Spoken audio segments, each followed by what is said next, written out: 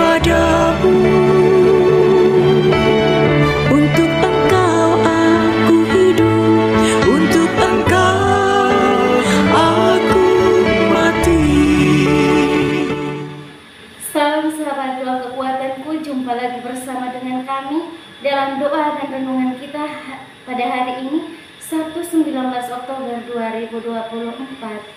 Doa dan renungan kita hari ini bersama saya, Suster Maria Magda PRR, dengan bacaan diambil dari Injil Lukas, bab 12 ayat 8 sampai 12. Mari Bapak Ibu Saudara-saudari, sebelum memulai permenungan kita, mari kita mengundang kehadiran Roh Kudus melalui lagu.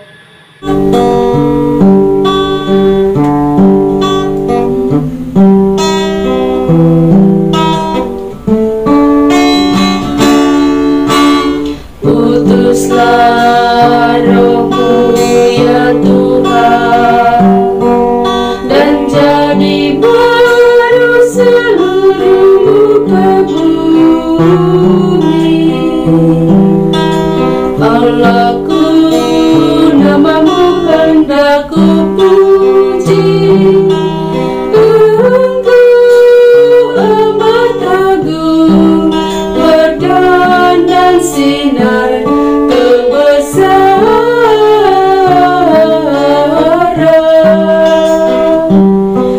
Utuslah Roh-Mu ya Tuhan, dan jadi baru seluruh muka bumi.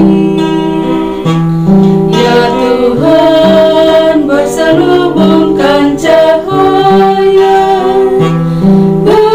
ketujuh raja, langit Kau pasang bagai kemah.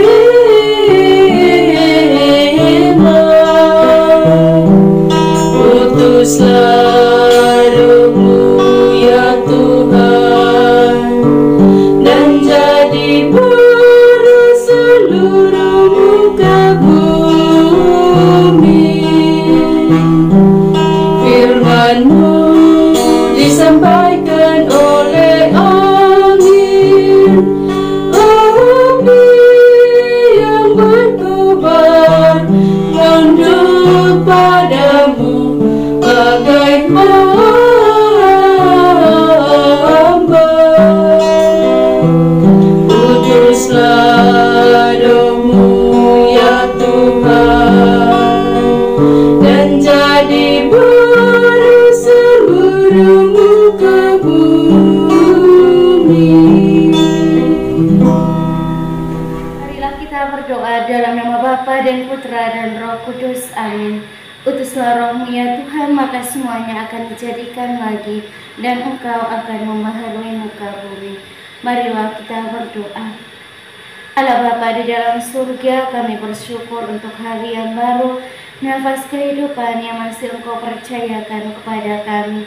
Kami mohon kepadamu ya Tuhan, kuatkanlah dan mampukanlah kami sebagai pengikut-Mu untuk senantiasa mampu dan berani menjadi saksi kasih-Mu di tengah kehidupan kami dan tantangan dunia zaman ini. Mohon berkat-Mu pula untuk kami sekalian agar tetap sehat, kuat dan bahagia menjalani hari-hari hidup kami. Nama-Mu yang kudus kami puji kini dan sepanjang masa. Amin. Sabda Tuhan hari ini diambil dari Injil Lukas bab 12 ayat 8 sampai 12. Pengajaran khusus bagi murid-murid. Aku berkata kepadamu, setiap orang yang mengakui aku di depan manusia, Anak Manusia juga akan mengakui dia di depan malaikat-malaikat Allah. Tetapi barang siapa menyangkal aku di depan manusia, ia akan disangkal di depan malaikat-malaikat Allah. Setiap orang yang mengatakan sesuatu melawan Anak Manusia, ia akan diampuni. Tetapi barang siapa menghujat Roh Kudus, ia tidak akan diampuni. Apabila orang menghadapkan kamu kepada majelis-majelis atau kepada pemerintah-pemerintah dan penguasa-penguasa, Janganlah kamu khawatir bagaimana dan apa yang harus kamu katakan untuk membela dirimu. Sebab pada saat itu juga Roh Kudus akan mengajar kamu apa yang harus kamu katakan. Demikianlah sabda Tuhan. Terpujilah Kristus. Bapak, Ibu, saudara-saudari yang terkasih dalam Kristus Yesus, sabda Tuhan yang baru saja kita dengarkan hari ini tentang Yesus mengajar para murid-muridnya. Ketika kita melihat dan merenungkan sabda Tuhan hari ini, kita sekalian diajak untuk sekilas melihat kembali ke peristiwa tersohor yang terjadi di tahun 2016. Peristiwa yang sangat hangat di kala itu, dan hampir di seluruh kalangan Nusantara ini mengetahui peristiwa tersebut. Tentang peristiwa saudara kita Ahok yang didakwa dengan persoalan, dengan permasalahannya. Kita sekalian sudah mengetahui itu. Yang mau saya lihat dan saya mengajak kita sekalian untuk melihat peristiwa ini adalah peristiwa iman dari Ahok untuk mengakui Yesus Kristus sebagai gurunya. Dia tidak takut, dia tidak malu untuk mengakui di depan publik bahwa Yesus satu-satunya yang bisa menolong dia. Dia tidak bisa berbuat apa-apa, hanya Yesus yang bisa membantu dia untuk mengatasi segala sesuatu. Dan ini tentu dan patut kita contohi, patut kita teladani dalam kehidupan kita setiap hari. Menjadi seorang pengikut Yesus Kristus, menjadi seorang saksi tidaklah mudah. Kita akan diperhadapkan dengan berbagai persoalan, dengan berbagai tantangan dunia, dengan berbagai tantangan yang datang dari dunia, datang dari manusia itu sendiri. Tetapi bagaimana kita sebagai pengikut Yesus Kristus, apakah kita mampu untuk bersaksi tentang iman kita kepada Yesus Kristus? Contoh konkret lainnya di dalam hidup kita, orang masih saja malu untuk mengakui imannya ketika di dalam sebuah restoran, lalu di situ ada berbagai keluarga yang datang dari berbagai agama, dan kita misalkan di situ hanya kita seorang diri yang berkeyakinan seorang Katolik. Apakah kita punya keberanian ketika hendak makan dan kita membuat tanda salib, kita membuat tanda kemenangan Kristus? Ini terkadang sulit sekali untuk orang mempraktikkan itu. Karena apa? Karena malu, karena takut diejek atau diomong dan dikata-katai dan sebagainya. Bapak, Ibu, saudara dan saudari, di dalam Injil tadi Yesus mengatakan kepada para muridnya bahwa kalian tidak usah takut, kalian tidak usah cemas, karena ketika kalian diperhadapkan dengan sebuah tantangan, maka Roh Kudus sendiri, Bapakku sendiri yang akan membantu kalian, yang akan berbicara kepada mereka yang mendakwa kalian melalui mulutmu. Karena itu saudara dan saudari sekalian, kita diajak supaya kita senantiasa menjadi saksi Kristus yang tangguh, yang militan, tanpa takut dan malu untuk menjadi seorang martir zaman kini. Semoga Tuhan senantiasa memberkati kita. Amin. Marilah kita menyampaikan doa-doa permohonan kita bagi semua mereka yang sakit, secara khusus untuk saudara dan saudari kita di dalam doa kekuatan channel, secara khusus untuk Pak Budi di Malang, dan juga sesama saudara-saudari yang meminta doa di tempat lain untuk proses kesembuhan dari sakit mereka. Semoga Tuhan boleh menjamah bagian tubuh mereka yang sakit, apapun itu bentuk sakitnya. Semoga Tuhan yang menjadi dokter penyembuh bagi mereka. Marilah kita mohon, kabulkanlah doa kami ya Tuhan. Kita juga berdoa untuk semua mereka yang meminta doa dari kita untuk kelancaran dalam proses perkuliahan bagi anak-anak dan juga cucu mereka, untuk setiap tugas, aktivitas, dan karya yang Tuhan percayakan kepada mereka, dan juga untuk kerukunan dan keharmonisan dalam rumah tangga dan juga dalam komunitas masing-masing. Semoga Tuhan boleh mendengarkan apa yang menjadi kerinduan hati kita sekalian. Marilah kita mohon kabulkanlah doa kami ya Tuhan. Akhirnya kita juga berdoa menyerahkan semua mereka yang telah menjauhkan diri dari ajaran Tuhan. Semoga melalui doa-doa kita dan juga doa para kudus di surga, mereka yang telah menjauhkan diri dari Tuhan boleh dijamah dan diketuk hatinya untuk kembali kepada jalan Tuhan yang benar. Marilah kita mohon, kabulkanlah doa kami ya Tuhan. Kita berdiam diri sejenak untuk menyampaikan doa dan permohonan kita.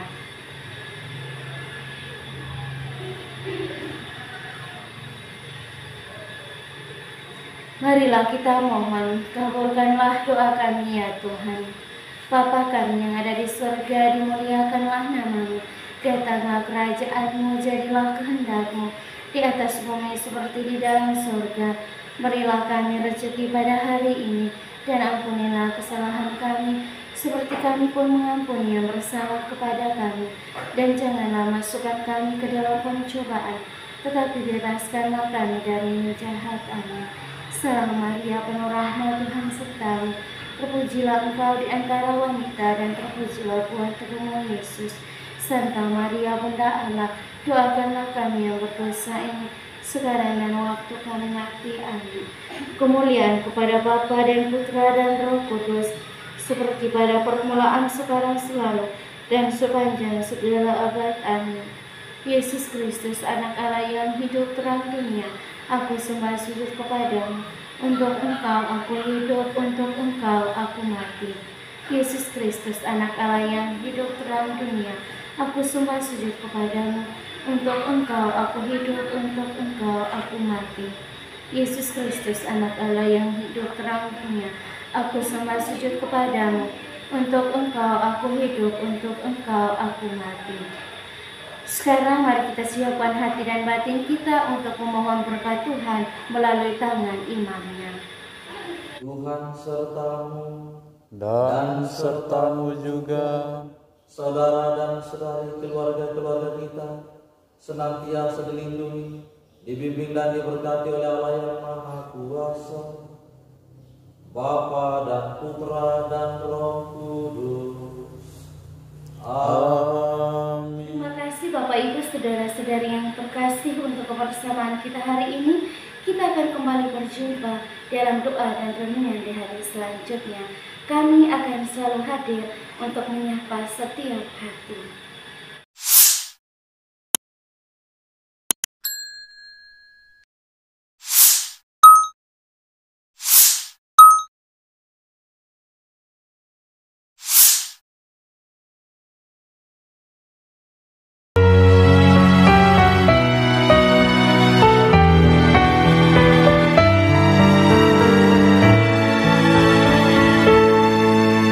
Dikala hati terasa hampa,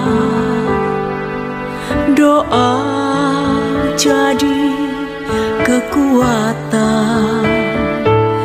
Ketika terbersit sejuta angan, doa jadi tempat curahan.